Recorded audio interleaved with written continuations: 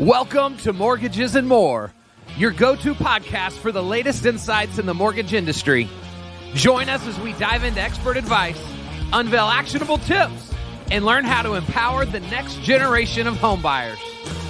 Get ready to elevate your knowledge and make those property dreams a reality. Let's get started. What is up? Whoa, we just talked over each other. Sorry. How'd that happen? I got excited. Hey, brother. Hi. We are grinding through our 30 and 30. I think we're about a third of the way through. So happy 2024, everybody. Thanks for checking us out. I'm Brian View. This is my co-host, Kyle Draper. Hey, can I just say before we jump in and introduce our guests, it's not getting easier to hear myself on the intro. It is so cringe. Like I hate it.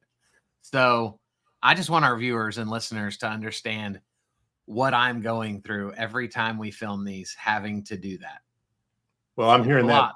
I'm hearing that voice in my sleep. So and I apologize, but it's not about us, Brian, because guys, you know how everybody has their favorite people that they've never met in real life. And I don't know if I would make her list, but she is on my list. Because I found this incredible person on the internet and I started checking her out and watching what she was doing. And then I was like, you know what? Maybe she'll say yes to this nobody that has a podcast and come on as my guest. And she just blew my mind and continues to, with the knowledge that she has and the desire that she's always having to serve people. And so Stacia Weishaar, you're amazing. Thank you for saying yes to being on here with us. Oh, you're one of my favorite virtual friends too, Kyle. So, and Brian is too. So I'm super honored to be here. And well, you had to say that because I said it first. So it doesn't mean as much, but thank you. Truth. I've learned to say no in my middle-aged life. So Kyle, sometimes I say no. And I could you imagine? I don't say no to you because I like you. Could you imagine if you were like, yeah, you're fine. So. That'd be how about, hey, Kyle, how about if she would have waited like 2 minutes into this podcast to say no? It would have been bad. But we got to go. We only have 8 minutes. And we have a brilliant human being here. And Stacia, one of the things that I think is so cool about you is you were working with AI back in the day before AI was really even called AI. Yeah. Yes, so you've brought it all into your mortgage business. And you probably have 84 different apps that are all talking to each other and working in the background, whether you're working or sleeping or traveling or whatever. And so today's very simple. Can we get a quick glimpse into what you are writing your chapter about for the book? Yeah, I am writing about artificial intelligence. I love saying that. It just like rolls off my tongue. It's like artificial intelligence. My 9-year-old and like 10-year-old, they're like, oh, mommy's talking about artificial intelligence again. No, I love AI. I'm writing about AI and I'm writing about how we as CEOs and business get this awesome opportunity in the age that we're in right now to really dive into and leverage AI to create efficiencies in our business and in our lives. And when I say efficiencies, I mean like, how do we save time? How do we save money? How do we do more with just a little, right? And I get really excited about AI because it allows us to do more every day and grow and continue to grow. So I'm super excited about it. And I think like everybody started talking about it this year and I'm like, oh, come on, y'all. It's been around for a long time. But anyways, that's aging myself, but I love AI. So I'm talking about AI and I'm giving examples of how like CEOs, which is what I am, which is what the two of you are. And I'm not talking about business, like large scale. I'm talking about like, small to medium-sized CEOs can leverage AI to in various components of their business lives, so to speak. And I kind of have 4 pillars outlined and I talk about and give examples and some of my favorite AI tools that I use. And I leave you with a little puzzle at the end to figure out and go discover AI on your own. Oh, yeah. Well, What There's a if nugget. we're not good at puzzles? You can just go to my hashtag, find me, and I'll give you the Okay, answer. good. Hey, Kyle, there's AI for that. There's AI for that. Well, I didn't know, like on kids menus at restaurants, they'll have like the word search or the, and then on the bottom upside down, there would be the answers. So I didn't know if there was going to also be like an answer key in the book. We'll see. So I love the word pillars. The way you love the phrase artificial intelligence, I love pillars. I preach pillar content. And so you're going to talk about 4 pillars in the book. Would there be a 5th pillar had you had time? Yeah. That you could kind of touch on now to get us excited about the first 4?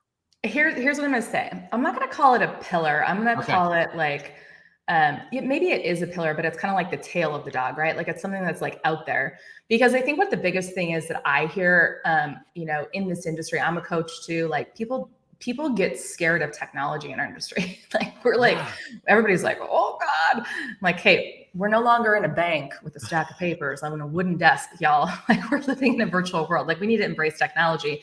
So I would love to talk about like the thing I didn't really dive into is that AI is not going to replace you, Brian, or you, Kyle, or me, Stacia. It's just not. And I'm my son. So if you give me just a second, I'd like to pull up something and read something. So my 9-year-old boy was writing a book for his class. This is so cool. Now, okay. To have him write a paragraph was like last night. It was like the project was due today. I'm like, oh, child. Anyways, he was awesome. He's super, super creative. My 9-year-old son, his name is Benton, and he's a major empath.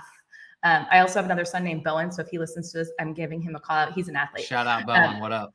But Benton is an empath. Like he's really emotional. Okay. So I promise this will come back in a second. So he's writing this book about big feelings. So big feelings and how to like manage these feelings and what feelings are. So he says this, he says, people have so many feelings. Every day we have so many feelings because if we didn't, we'd be like robots. Huh.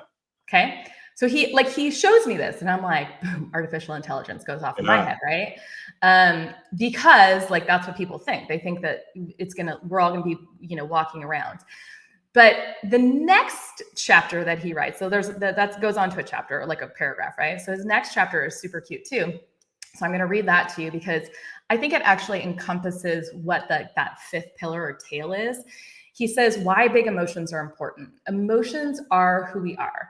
Feelings help give us personality. They make you, you. Without emotion, we'd be boring, but our planet and life would be dulled too. It would be a world without color.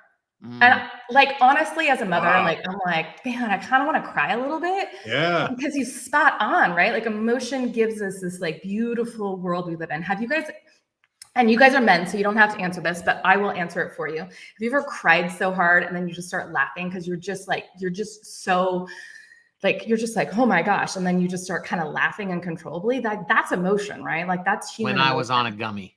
I was going to say Kyle has. I've done it. Okay. So I think everybody has, but the reality is that emotion, AI is never going to be that, right? Artificial intelligence is never going to be that. And I talk about a movie in my chapter, and I'm not going to give it away because it's a spoiler alert, but there's like everybody's fearful that AI is going to take over everything. But with the LLM, which has become so popular, the type of AI that's become so popular this year, everybody's like, ChatGPT. Everybody's say, ChatGPT. I'm like, okay, calm down. Yes, bravo, we're all using ChatGPT. There's so much more out there. What is LLM? LLM is large language models. Okay, so it's able to like interact with us. You can ask it a question that will provoke a response. And have you noticed that your response is not always accurate sometimes? It's just learning from itself, right? It's asking for feedback and stuff. So the thing is, though, it's going to try to like replicate human emotion, but it's never going to be human emotion, right?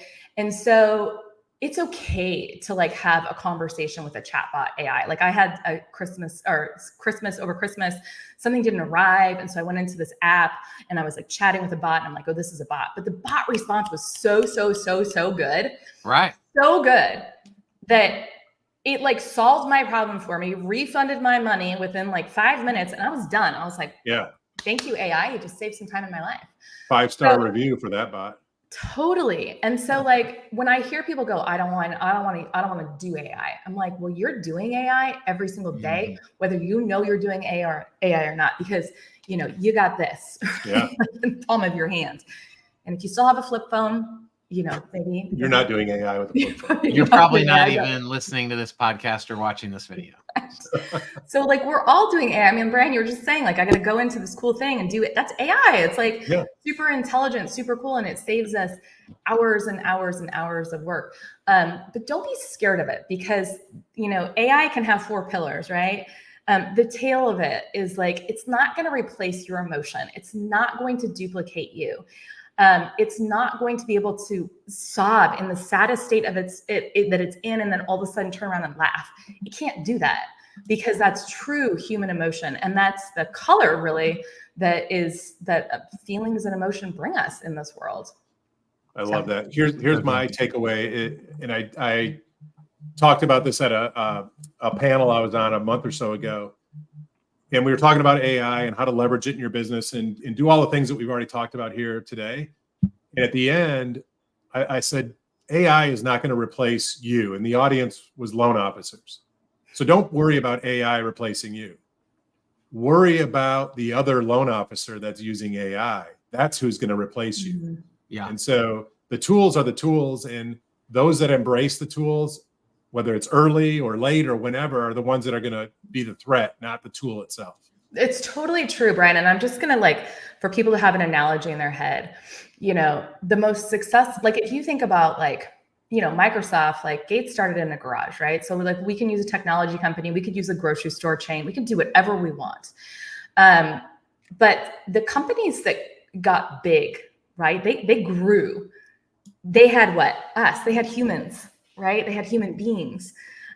What's so cool about AI, and you're exactly right, it's the loan officer, it's the originator, it's the branch manager, it's the regional, whoever in this space, it's a company that fully embraces AI and create and lets AI do those tasks and act like there's more people. And so there's a growth mentality there. Like I can do more in my day than any other loan officer, because I'm like running circles all the time. Like we are just doing so many things that maybe appear as I'm communicating or appear that we're doing something, but it's AI.